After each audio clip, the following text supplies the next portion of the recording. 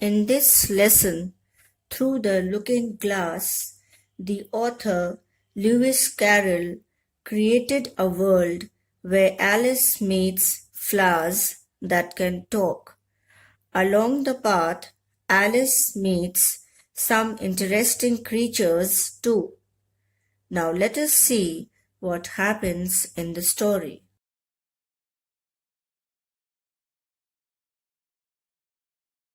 In the garden, Alice decides to climb to the top of a nearby hill so she can see better. Though the path was not straight, she managed to search a large flower bed with a border of daisies and willow tree growing in the middle. She speaks to one of the flowers, Tiger Lily, and says that she wishes the flowers could talk. Tiger Lily told her that flowers can talk where there's someone worth speaking to. Rose says that Alice's face has got some sense in it, but it's not a clever one. Alice did not like being criticized, so she changed the subject and asked the flowers who takes care of them. The rose says that the tree in the garden protects them, could bark and says bow, bow, which according to a daisy, the branches are called boughs. The daisies began shouting and the tiger lily tries to silence them. Alice steps in and threatens to pick the daisies if they don't stop. Alice asks how can they speak since she has never heard flowers speak. The tiger lily tells her to feel the ground and further tells her that in most gardens they make the beds too soft so that the flowers are always asleep. Alice then asks if there are more people in the garden. The rose says that there's one other person in the garden, but she's redder and her petals are shorter and has the same awkward shape just like Alice's. Then Larkspur says it can hear her footstep along the gravel walk. Alice looked around eagerly and found that it was the Red Queen.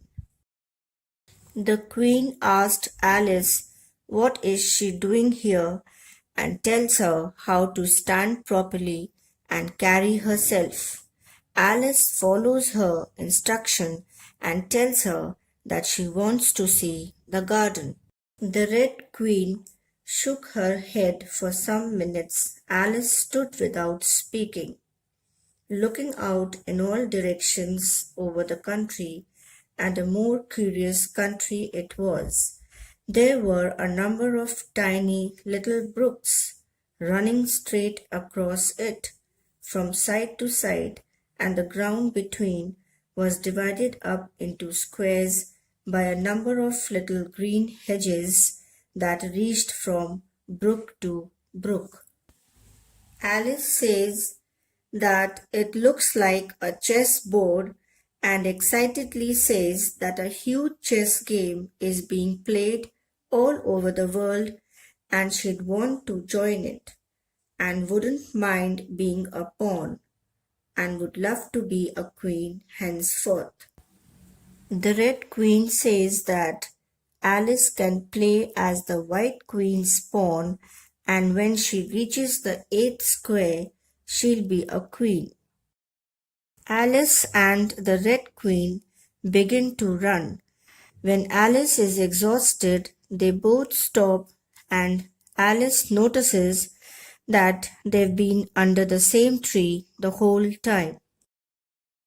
Alice then explains that movement gets a person somewhere in her world. The Queen then tells her that if she'd want to get somewhere as well, she'd have to run twice times as fast as the original speed.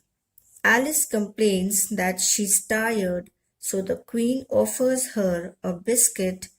Alice doesn't want it, but out of politeness accepts it. The Red Queen explains that she's going to give Alice directions. The Queen begins measuring the ground and asks Alice if the biscuit quenched her thirst. Confused Alice doesn't answer. As Alice walks, the Queen says that since Alice is a pawn, she gets to move 2 squares in her first move. She'll end up in the fourth square quickly, which belongs to Tweedledum and Tweedledee. The fifth square is mostly water. The sixth belongs to Humpty Dumpty. The seventh is all forest. And in the eighth square she becomes a queen herself. With a few final words of advice, the Red Queen bids Alice goodbye and disappears. Alice began to remember that she was a pawn and that it would soon be time for her to move. So the first thing she did was she tries to survey the land she was going to travel through.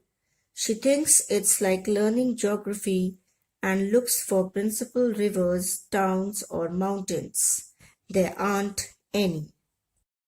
Alice notices creatures making honey and thinks that they are regular bees, but realizes that they are elephants. And she thinks of how huge the flowers must be, something like cottages without roof and stalks put to them, and what quantities of honey they must be making.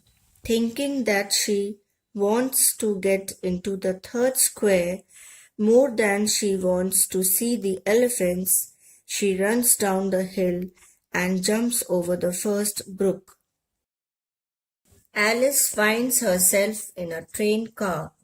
The guard pokes his head in the window and demands tickets from everyone.